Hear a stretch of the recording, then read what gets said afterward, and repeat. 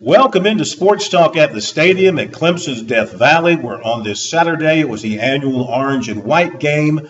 And for the record, the Orange got the win 19-14 before an announced crowd, a record crowd of 60,000, announced by the Clemson sports information people here this afternoon. That's debatable, but that's what they announced, 60,000 here at Death Valley. It was a day that got off to a great start for Tiger fans because of the commitment from defensive end Xavier Thomas.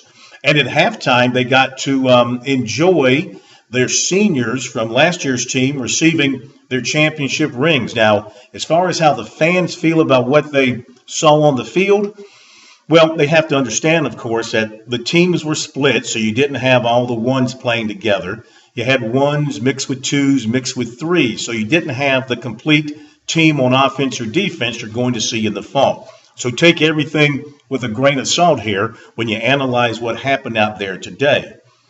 But in taking a look at my only chance to see the Tigers in the spring, I would say that offensively, they're going to be challenged at this particular point. Now, there's still time. You got a summer, you got fall camp.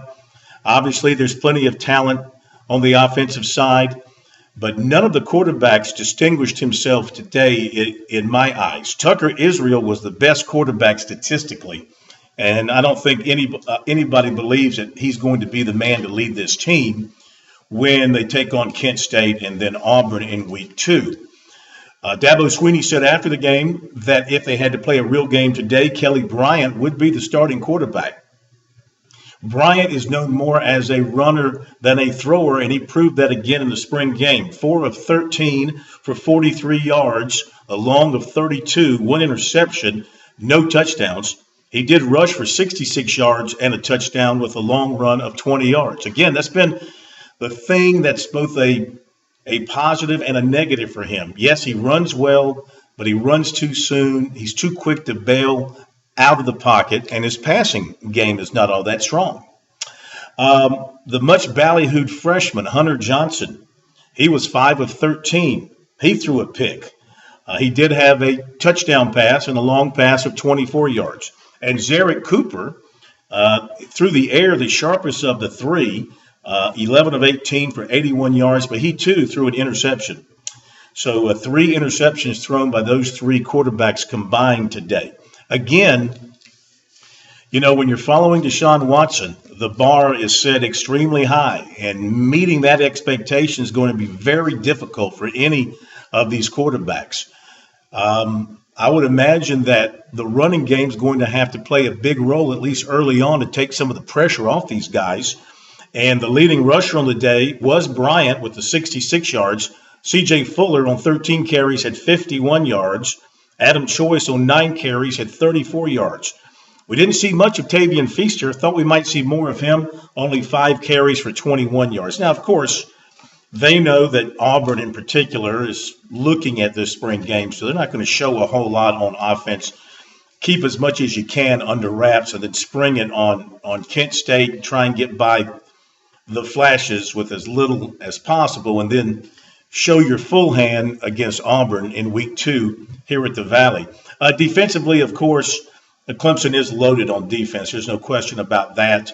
And they could hit the quarterbacks today, and they did hit the quarterbacks, but I'm sure they weren't going at full bore, and Brent Venables didn't really show everything that he's got on defense. Now, they do have some holes to fill at linebacker and in the secondary, but I think they're confident that they've got good enough players to step in there and fill the spots left behind by people like Carlos Watkins and Ben Boulware and Cordray Tankersley and Jadar Johnson, guys like that. I think they do like the talent that's stepping into those holes. So what do I take from this spring game? Number one, no major injuries. Bryant did something to his pinky, like a ligament thing. He put a splint on. He's fine. Sean Pollard, starting offensive tackle, went down with a sprained ankle, but he'll be fine. One other note, not related to the game, but to the program, offensive lineman Noah Green, who's had ongoing medical issues, is giving up football and will just go on a medical hardship here moving forward. So, the good news is no major injuries, number one. The other good news is the defense looks as good as advertised coming off of last season. The not so good news is that none of the quarterbacks really shined in my eyes, and that could change between now and the start of the regular season. And we'll have to wait and see how they play when they have a complete unit together. But I do think there is some reason for concern about this offense for this year, just based on today. Remember, this was an offense last year with Deshaun Watson and Wayne Gallman and Jordan Leggett and Artavis Scott and Mike Williams that averaged 40 points per game and over 500 yards per game. So hard to match those kind of numbers. If this crowd can maybe get into the low 30s, I think that would be a pretty good accomplishment considering the youthfulness and inexperience that they have right now at quarterback. That's going to still be the big burning question going into the start of fall camp, is who is going to be the absolute starting quarterback and just how well is he going to play. Now, catch the post-game comments from the locker room from Dabo Sweeney and Brent Venables. We got some Kelly Bryant for you as well, and a little bit of a Jeff Scott too. All that is on the website, sportstalksc.com. Feel free to share your thoughts with us there as well, and we'll talk about it with you Monday night on Sports Talk. Have a great weekend.